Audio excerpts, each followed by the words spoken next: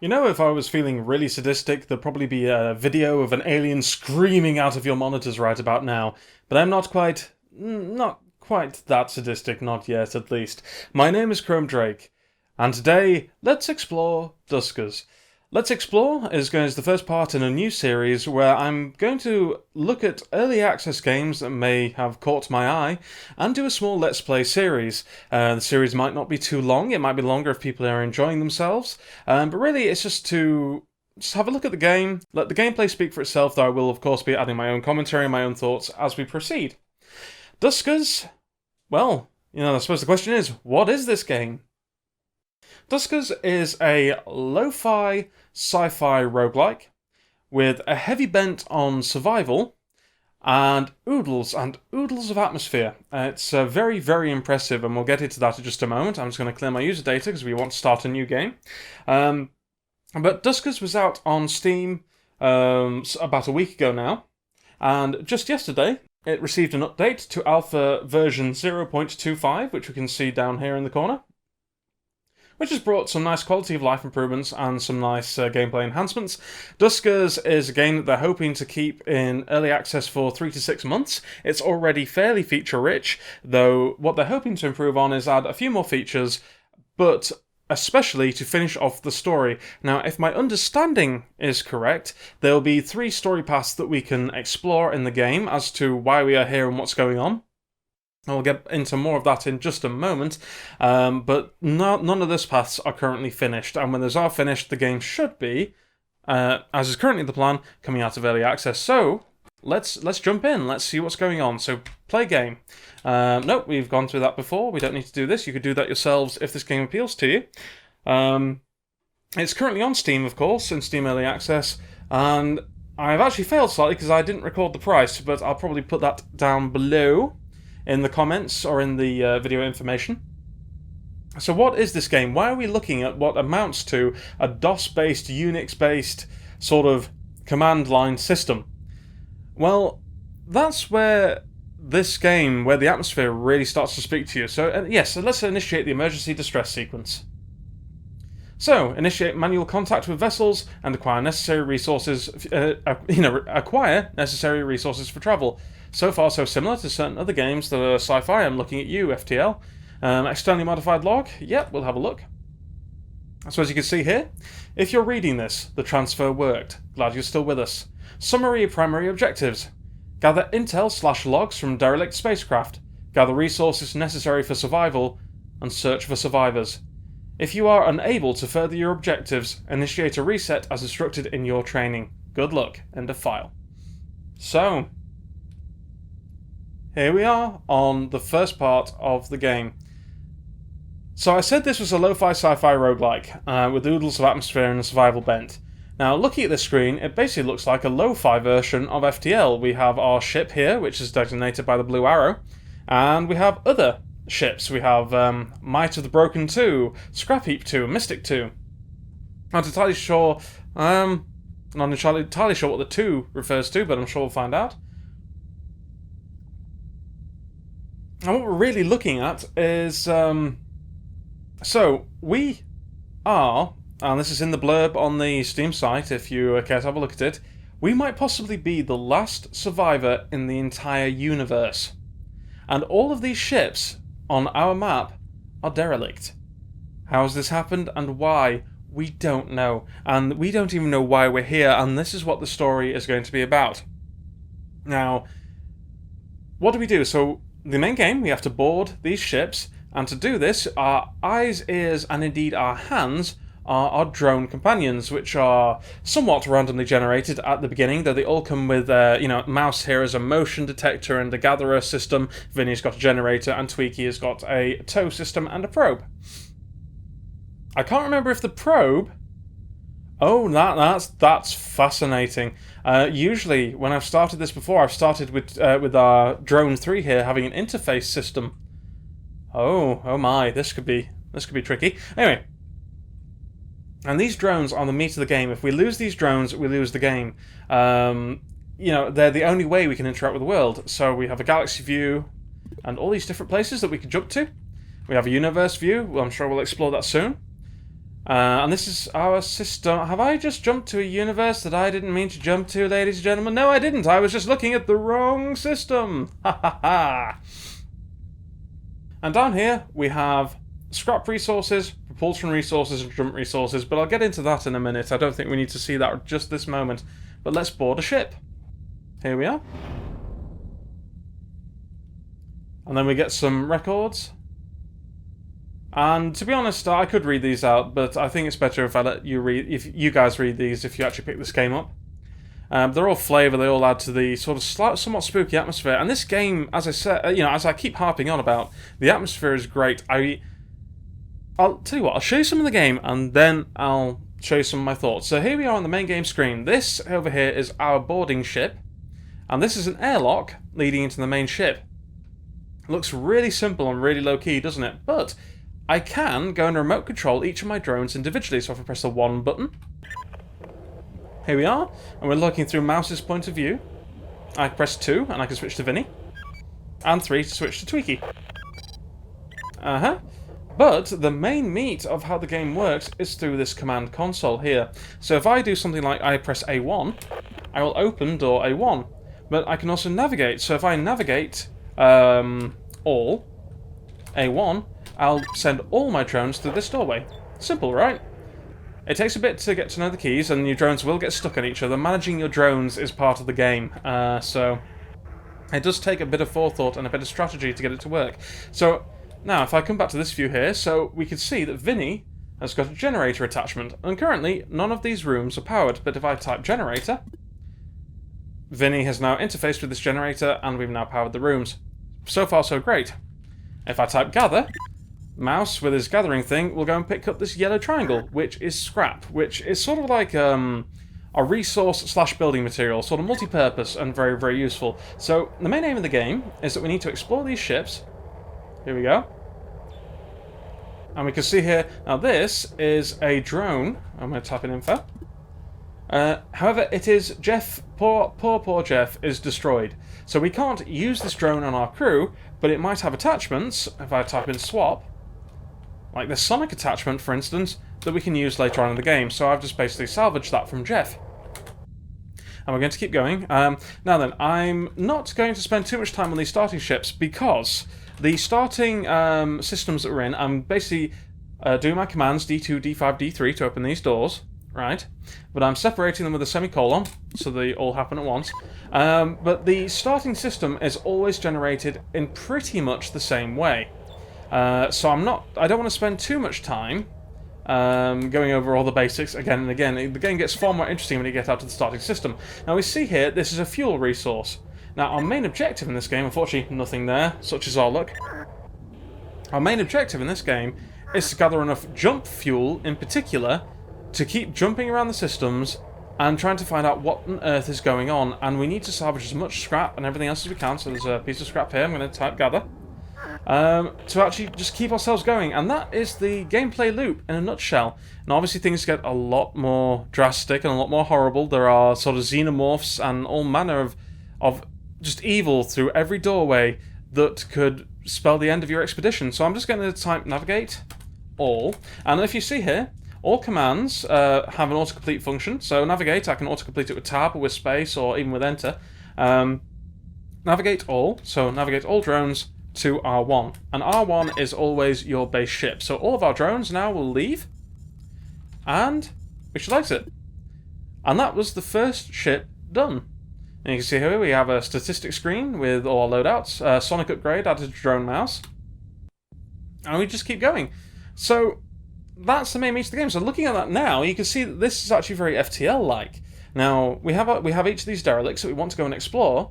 But we now have 6 scrap, and we'll talk about that in a sec. But what we do have are 2 different types of fuel. We have propulsion, which is here, and we have jumps, which is here. So propulsion, you can see that if you want to go to ship Y, which turns out to be the Might of the Broken 2, I guess, which is a salvage ship, there is an infestation on board, so there's an enemy lurking on board that will try and destroy our drones.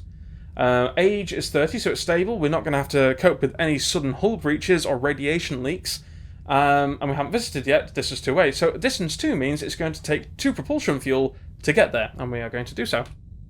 There we go, we've jumped, and now we've got 4 fuel. Now, jumps are used when we want to go around the galaxy, so if I want to go to any of these different places, it's going to take me jump fuel, right? Simple, simple. However, when we jump, it will recharge our propulsion systems. So every time we jump, we get a new load of fuel that we can use to go to each of the different derelicts. So a lot of the game, a lot like FTL, is to maximize your routes around the derelict. So, I mean, if we go to objects, this system here, for instance... Oh, what have I done? I've jumped, I didn't mean to. Well, I'll tell you what, don't worry, because I played through the starting ship so much, I don't care. So, this Let's Play has already gone off the rails because I did something stupid, which, that was to be expected, let's face it, I'm playing this. You know, it won't cost us too badly, so, like I say, this might be a shorter Let's Play just simply now because I've really screwed up. But, it doesn't matter, so, you know, and now... Our goal is to plot the most efficient route through this system. If we're lucky, we'll find other jump fuel resources to get through. So one thing I'm going to do very quickly, I'm going to take this... Yeah, I'm going to take the Sonic upgrade. I'm going to put this on Vinny. Unfortunately, I've missed a couple of very key upgrades in the first system. But hey, I've played 3 hours of this game. I'm an expert, right? This will be easy. So we'll just board this new ship and see what happens. So, I said earlier that I was going to talk a bit more about the atmosphere, so this looks like it could be quite a large ship, actually. So, we'll open A1 and we'll navigate all of our drones through. But here's the thing, you watching this... Oh, interesting, interesting. So, we've got an interface terminal, and we don't have an interface module, so that's very unfortunate. We have the generator. I'm just going to pilot Vinny there. No, we want Jen, because I don't want his arse in the way. And we've got some sort of upgrade here, so if we tow... Oh, there's nothing to tow? Is that not an upgrade? I thought that was an upgrade. Or is that just a pad where an upgrade... That's a pad where an upgrade could go, so that's an upgrade pad. Damn. Well, we do have an upgrade over here, though. I've just noticed that's what they look like on the ship view. And if there's an open door, incidentally, it should be safe to go in. And we have another terminal. So, just before I go on, so what I wanted to say was... Atmosphere in this game. So, this is a slow game. I've just used the motion detector to see what's in adjacent rooms. If it comes up green like that, it's safe. So we're just going to keep going. We'll open D12 as well. But looking at this video, you might think, well, what's the appeal? This is going to be a really slow game, which I haven't really shown you yet.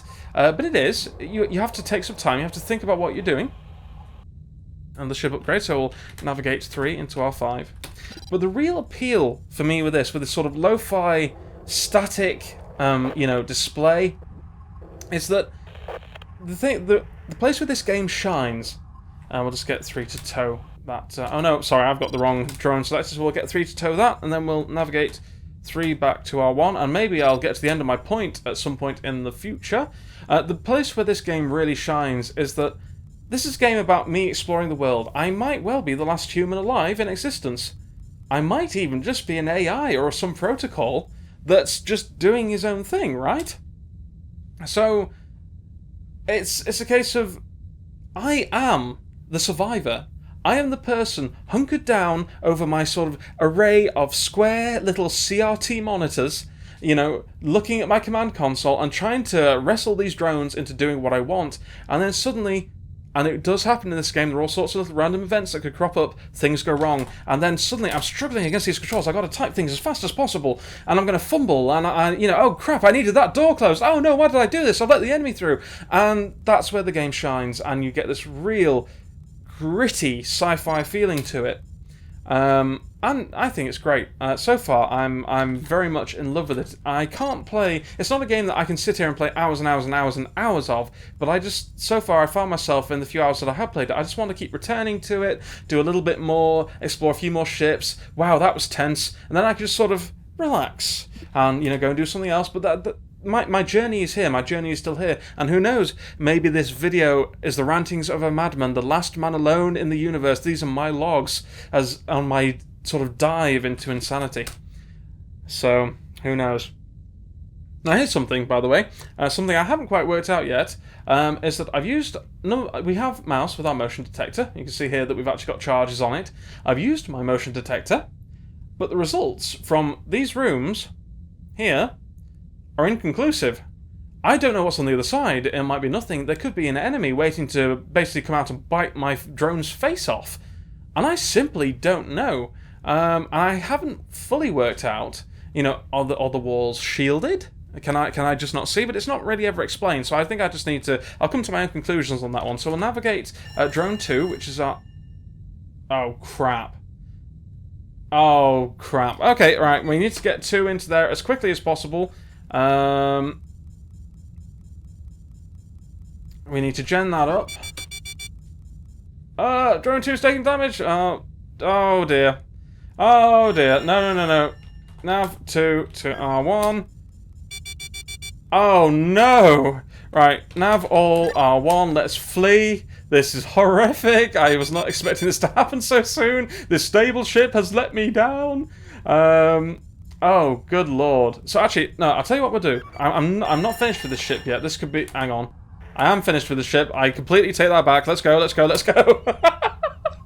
Okay, so I wasn't... While I was waffling on to you guys that, I wasn't expecting... Oh, wow. So yeah, radiation sort of clips you. You can survive for a little while, but while I was waffling, I was not anticipating a radiation leak on this ship, which was supposed to be stable, to hit me so soon. So yeah, I think this Let's Play is really going the way of Fubar, just at the moment. But we're going to keep going until I can't go any further. So let's have a look at some of the other features. So if we go on to M for modifications, we know... Oh, so we've actually got 2 long-range scanners for our ship. We're going to convert one of those into scrap, because we only need 1 right now. Execute. Okay, so we have our drones over here. So what can we do? We can repair their hull, increase their speed. That could be quite handy at some point. Increase their maximum HP. So you can basically, you know, bolt parts onto your drones, tweak them, repair them if you need to. And also the upgrades... Oops, excuse me, I'm on the wrong screen. Also the upgrade... there we go. Also the upgrades that your drones have also have a failure probability, and this is something they added in the latest patch. Now in version 0.22, which is the previous update, Alpha Update 7, we're now in Alpha Update 8. Alpha Update 7 was the first time it came onto Steam Early Access. Each of our little items on our drones now have a failure probability. So you can see here our motion detector has a failure probability of 4.97%, and that probability will increase the more missions we take that particular module, you know, onto each derelict. You know, each time we take it onto a derelict, that probability will increase. So in this alpha, we can sort of weigh the odds. We could say, well, okay, so my motion detector has got a 12% chance of failure.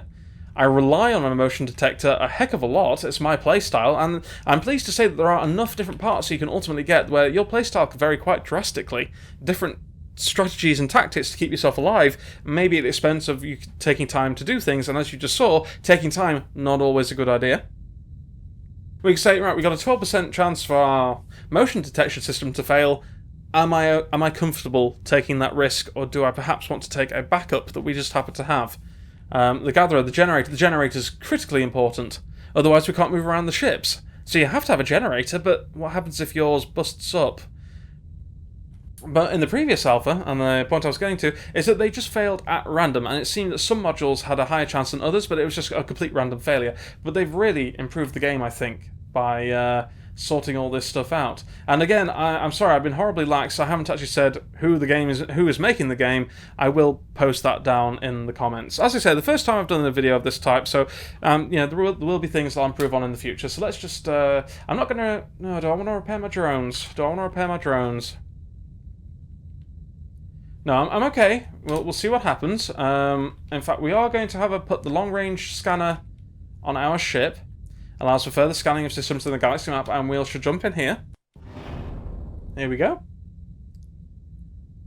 All the user data is corrupted, so nav all through A1. I'm doing this in the wrong order, but it doesn't matter all that much. Get them all through that door, see what there is. The first room you go into is safe, I've been told so far. Oh, no, wrong command. But we shall see. And also, if anybody's wondering, there is a help system in the game, so we can see our basic commands, our advanced commands, drone upgrades. You know, it gives you a lot of text here. You know, all the different commands you can use. So, really, this game comes down to, can you stomach having what many people now would consider to be quite an archaic interface? But to me, this isn't just an interface for the sake of retro gaming. This is an interface for the sake of gameplay, right? You saw in that radiation thing, I choked up. I was like, well, what on earth am I going to do here? Oh, this makes no sense. You know, I've really started to screw things up. And I think that's really where a heck of a lot of the tension comes from. You know, that whole Aliens vibe of things going wrong, and you're just struggling against the inevitable. We have an interface. Brilliant. Okay, that's what I wanted. So we'll actually get 3 to interface with this computer immediately. And then we'll do a ship scan. Oh, wow. Our ship scans will reveal more items around the ship, and also there could be defenses such as turrets that will... Excuse me, gather all. That will aid your exploration. Now, you see here, we have an enemy in D10. So currently, we don't want to go in there. D7, however, is fine. So we'll open D7 and nav 1 into R4. Sorry, R4 is fine. D7 is the door. R4 is the room. So we'll just gather all. We see we have airlocks on each side of the ship. So I'm very quickly just going to try and go through this ship. We'll just use motion one last time. Right, we got enemies in D10 and in D9. We don't know which door. That's a bit of a problem because we don't know which door connects to what here. So maybe if I'll bring 3 across. I'll bring 3 across. And I'll interface with this. See if any more... No, we got no more information. That's a shame. Ship scan. No new items. So we've also got D10, D4. What have we got? We've got probes, we've got sonic, gatherer, and tow. Now, at this point, I'm tempted to say, you know, short of navigating 1 into R2, go on mouse, you go and do your thing, I've really sort of buggered things up, because I didn't go through the starting solar system. So, what I'm going to do, this is going to constitute parts 1 of our Let's Explore. And I know people like to see failure, I know failure can be fun, but at this point, it's just a case of I am just going to fail. It's a foregone conclusion, it's not even, you know, we're not benefiting, I'm not benefiting anything from going through this as it currently stands. So this will be our introduction to Duskers, which, hey, I think I've proven already that, you know, it can be a little bit unforgiving, and it only gets more and more so as you go through. So we'll just complete this ship. We got a little bit of scrap. We got no jump fuel. That's very sad. So we'll leave this here.